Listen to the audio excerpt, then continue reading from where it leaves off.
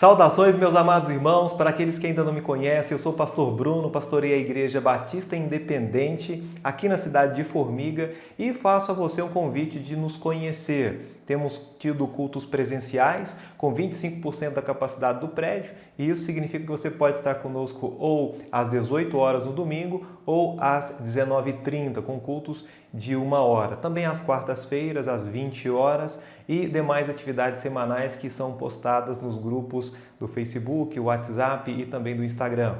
Bom, hoje eu gostaria de falar com você, de levá-lo a uma reflexão sobre como reagir em situação adversa. Isto é, quando enfrentamos situações contrárias, quando os ventos estão soprando ao nosso desfavor. E na Bíblia encontramos uma passagem assim, quando Joabe e Abisai, eles tiveram que recorrer a alguns princípios, algumas dicas para que vencessem uma grande batalha. A Bíblia diz em 1 Crônicas, capítulo 19, versículos 10 ao 13. Por favor, acompanhe comigo. Versículo 10. E vendo Joabe que a batalha estava preparada contra ele, pela frente e pela retaguarda, separou dentre os mais escolhidos de Israel e os ordenou contra os sírios.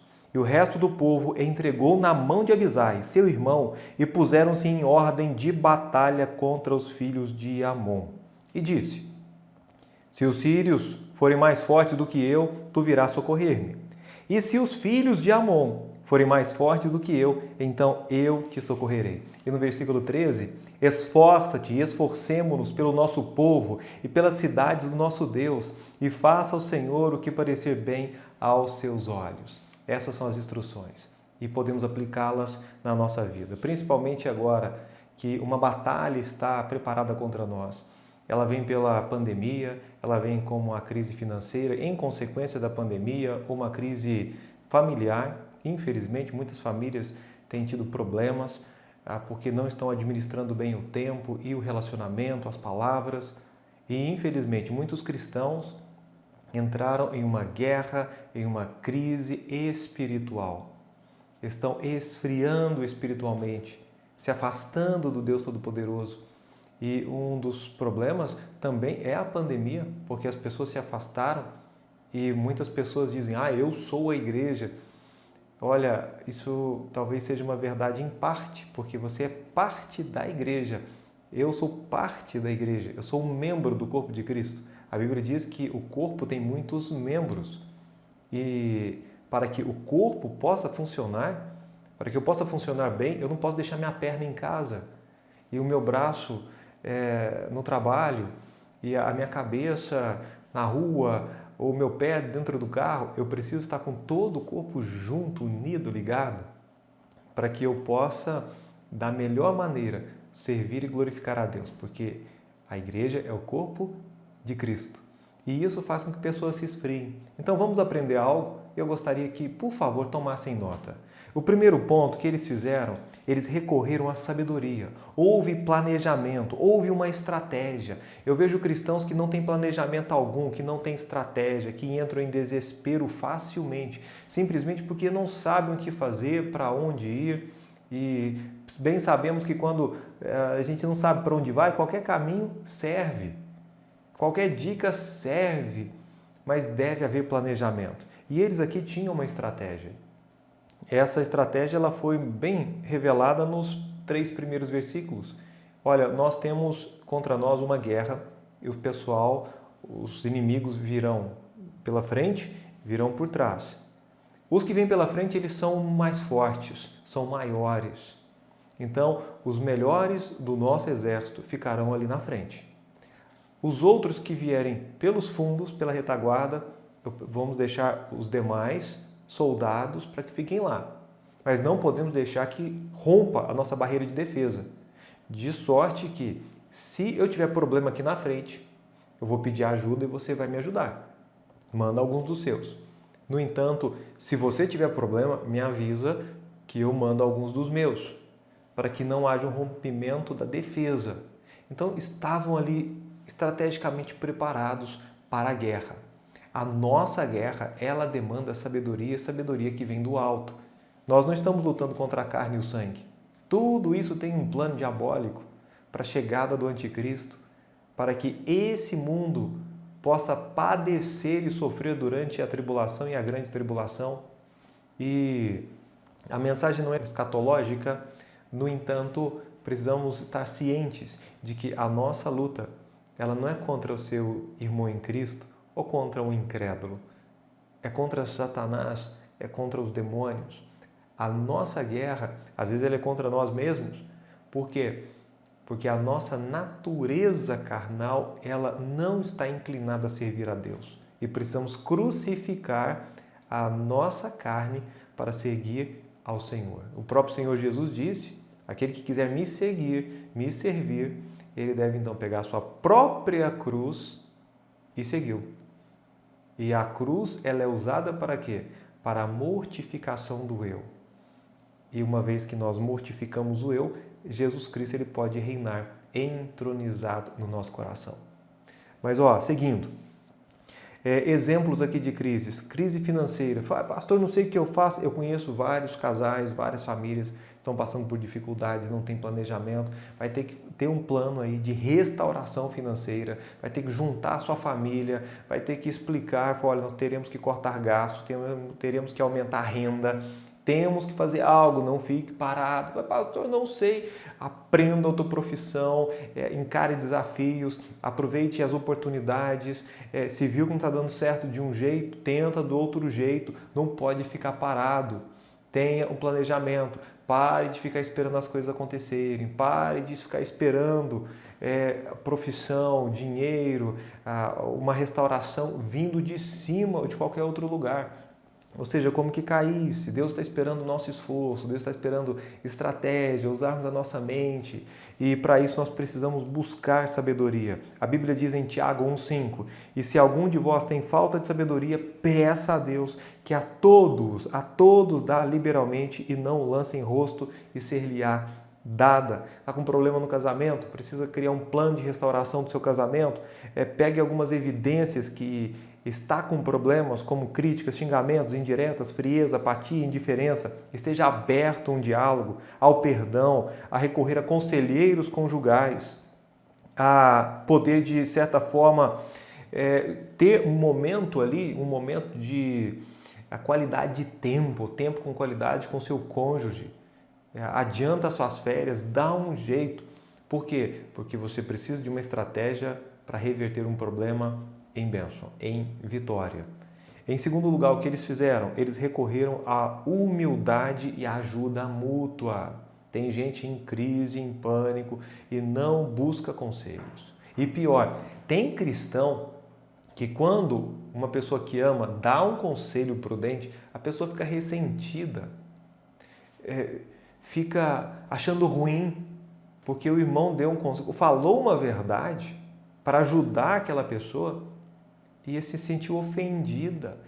É porque o seu eu está dominando, porque está longe de ter sido crucificado. E a Bíblia te chama de estúpido. A Bíblia diz, o que ama a instrução, ama o conhecimento. Se você ama ser instruído, fala mais. Eu quero saber, eu preciso conhecer mais sobre isso. Como você fez? Como as pessoas estão fazendo? Me ensina. Quem ama a instrução, ama o conhecimento. O que odeia a repreensão é estúpido. É o que a Bíblia diz em Provérbios, capítulo 12, versículo 1. Espero que você não seja um estúpido, porque eu tenho que ficar,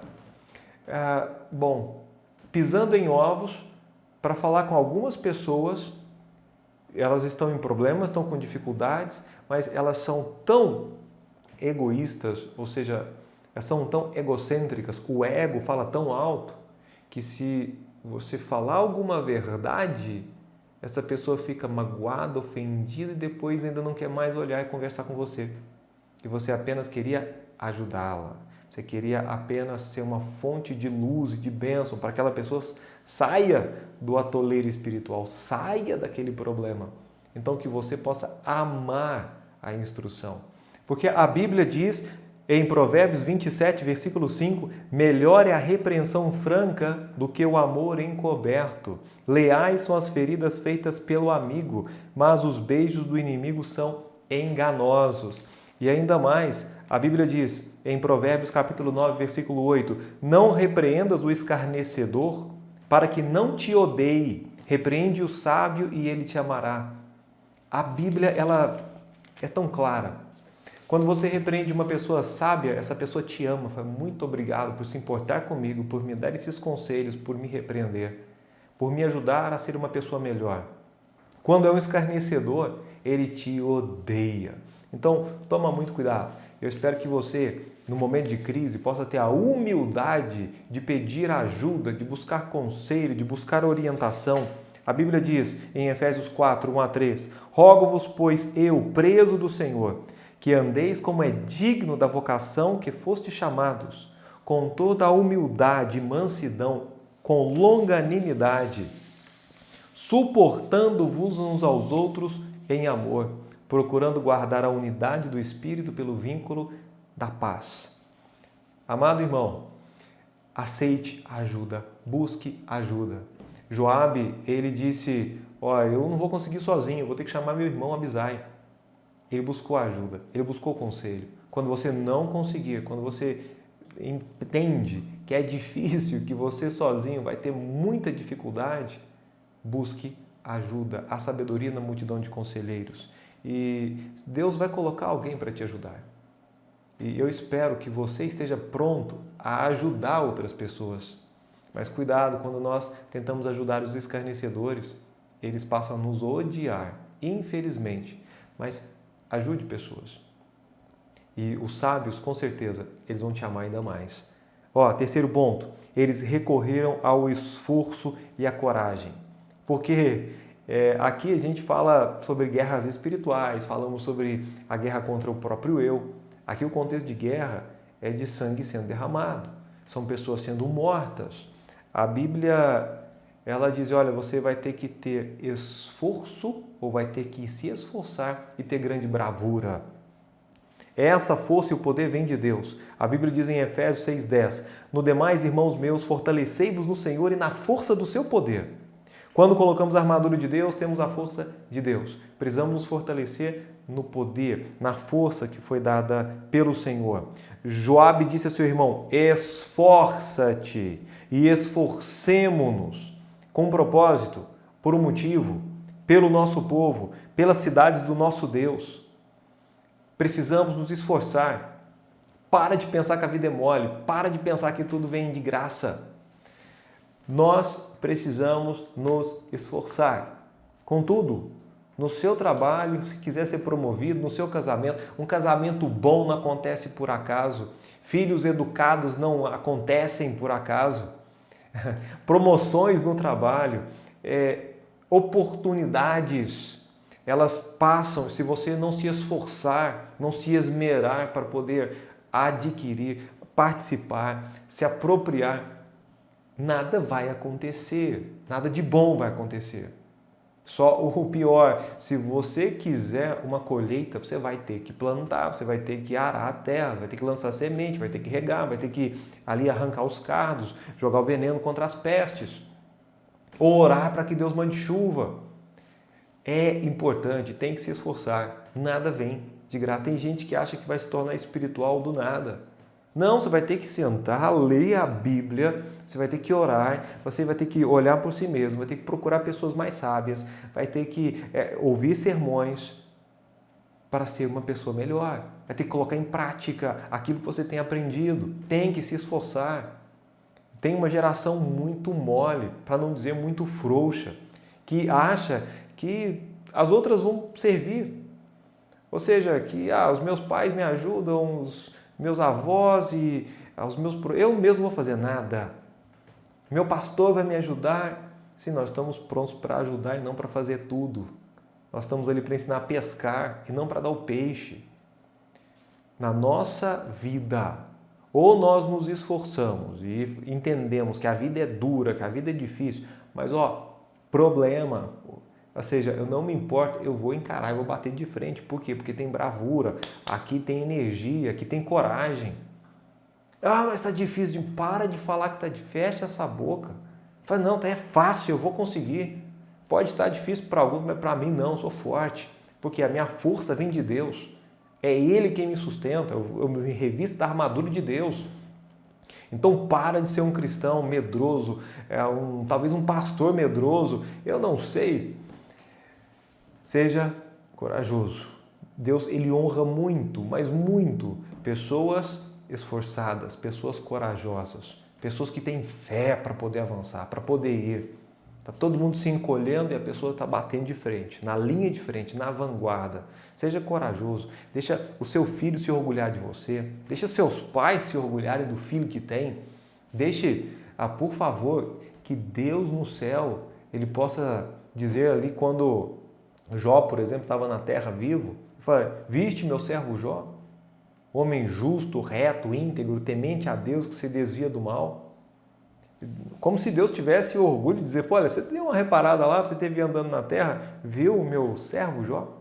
Talvez ele poderia falar, você viu o meu servo, a fulano, o Joãozinho? Você viu o meu servo, a quem? O Manuel? Viu como ele se comporta, como ele é forte, como ele é destemido, como ele tem fé? Nós precisamos desenvolver a nossa fé. E a fé é como exercício físico. Para poder ter muita fé e uma fé forte, vai ter que se exercitar. Você vai ter que entrar em situações que a sua fé ela é essencial, ela é fundamental. Porque se a gente recuar, Deus não vai ter prazer nas nossas vidas. Nós precisamos olhar para frente e ir embora. Fazer a vontade de Deus. E arrebentar as pontes e ir para frente, para não ter como voltar. Olhar para trás. Não, Deus não quer que olhemos para trás. A gente pega a mão no arado, a gente não deve olhar para trás. É para frente, senão o caminho vai sair torto. E a Bíblia diz, em 2 Coríntios 12:10, pelo que sinto prazer nas fraquezas, nas injúrias, nas necessidades, nas perseguições, nas angústias, por amor a Cristo. Paulo dizia, eu sinto prazer quando eu sou injuriado, eu sinto prazer quando eu estou ali sofrendo injúrias, necessidades, perseguições, porque quando sou fraco, então eu sou forte. É porque são nesses momentos que o poder de Deus se manifesta. É quando ele está ali fraco, Deus vem e intervém em favor dele, em nosso favor.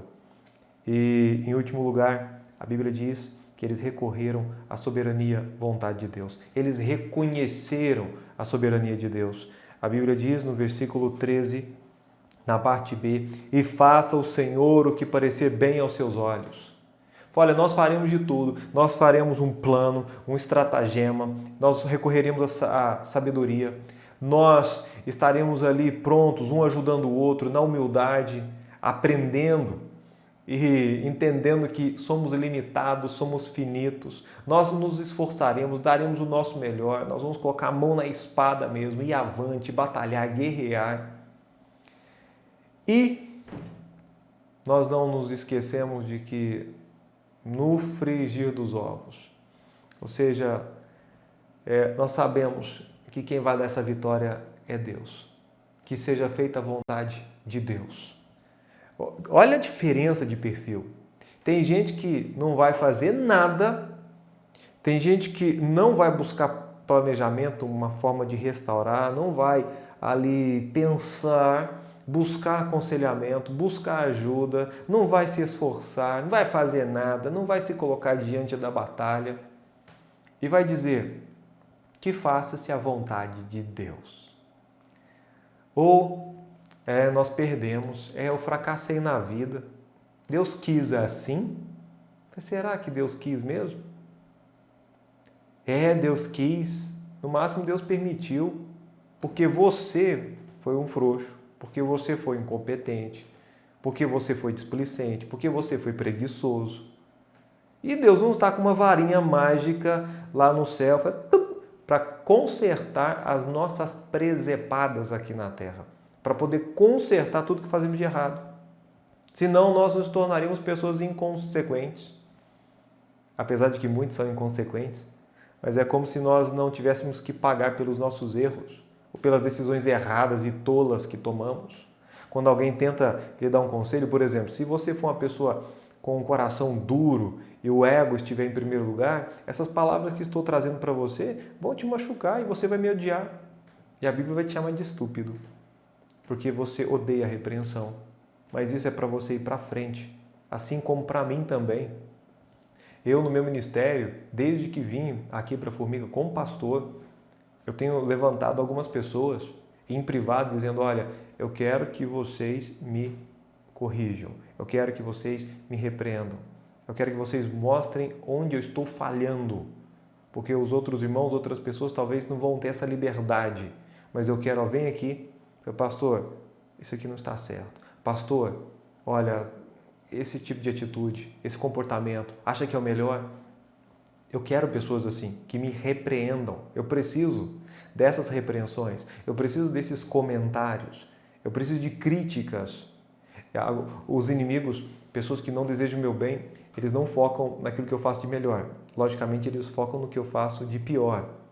E não se dão conta de que quando me acusam ou aumentam, eu posso, com sabedoria, buscar um filtro, entender que não é algo pessoal, ou seja, eu não vou odiar ninguém, mas eu pego aquilo e falo, será que ele tem razão em algum ponto? E aí eu começo a me fortalecer naquela área que talvez era um ponto cego para mim. Então, aprenda até com os seus inimigos, até com as pessoas que não desejam o seu bem, que querem, te põe ali o tapete vermelho, para poder te dar uma rasteira, para poder puxá-lo logo em seguida. Aprenda, aprenda. Mas se você não fizer nada, pastor, eu não sei o que eu faço. Olha, busque sabedoria a Deus, busque sabedoria na multidão de conselheiros, busque a palavra de Deus, busque Deus em oração. Se você não fizer nada, é pior do que se você fizer e alguma coisa der errada no caminho, porque dá para corrigir. Eu olho, isso aqui pode dar errado, esse empreendimento, talvez esse ministério, a gente pode tentar, tem alguns problemas aqui, talvez falta de recurso humano, falta de capital, pandemia. Eu falo, olha, tem viabilidade? Tem uma viabilidade. Se as coisas não derem muito certo, a gente vai fazendo o que pode. A gente muda a estratégia. Eu não posso ficar parado, você não pode ficar parado. Você não foi feito para ficar parado. Estamos aqui para andar e andar por fé. E confie e entenda a soberania de Deus. Eu sei que se Deus não quiser mesmo, o negócio não sai. Não sai. Mas Deus, Ele está esperando o meu passo de fé para abrir as águas, para fazer os milagres. Há um condicionamento. É necessário fé para que milagres aconteçam. Então eu quero deixar claro para Deus que o meu agir, que a minha fé não é morta. A fé morta fica só em palavras. A fé viva, ela opera obras, ela age, ela se manifesta, ela não consegue ficar parada. E essas obras, elas manifestam a fé genuína, a fé verdadeira. E isso faz com que o céu se mova em nosso favor, em seu favor. Então, mexa-se e pare de ficar sentado, pare de ser omisso, faça o que pode dentro da sua situação, dentro das suas condições, com tudo que você tem e com muito esforço, para que Deus possa ver na sua vida o seu desejo, a sua vontade, e Ele vai abrindo portas. E Ele vai te dando a vitória, como Ele deu para Joabe e também para Abisai. Ó Deus, almejamos ser humildes, planejadores, ajudar-nos mutuamente, ser fortes no Senhor, trabalhar com ardor para o bem do Teu povo. Mas, ó Deus, reconhecemos que Tu és soberano e nós somos finitos. Queremos dizer o mesmo que Joabe disse. Em todos os nossos planos e em todo o nosso labor, faze o que bem te parecer. Que essa seja a sua oração, que esse seja o seu desejo. Vamos orar. Pai eterno, obrigado. Obrigado pela sua palavra que nos instrui, que nos alimenta, que nos fortalece. Eu peço que o Senhor abençoe aquele que está, ó Deus, participando desse culto, que seja abençoado pela palavra do Senhor, mas que não seja um ouvinte esquecidiço, mas fazedor da obra. Pai, nada vale a pessoa se alimentar da palavra de Deus e não aplicá-la na sua própria vida. Ó Deus, em nome de Jesus, tira do sedentarismo espiritual, da ociosidade espiritual, aqueles que estão acomodados com uma vida de marasmo, com uma vida parada, uma vida a qual não é, com certeza, o propósito ou a vontade do Senhor sendo realizado. Pai bendito, obrigado, porque o Senhor nos dá mais uma chance. E obrigado por esse dia e a cura e abençoe o nosso país, livrando dessa pandemia, desse vírus maldito. Em nome de Jesus. Amém.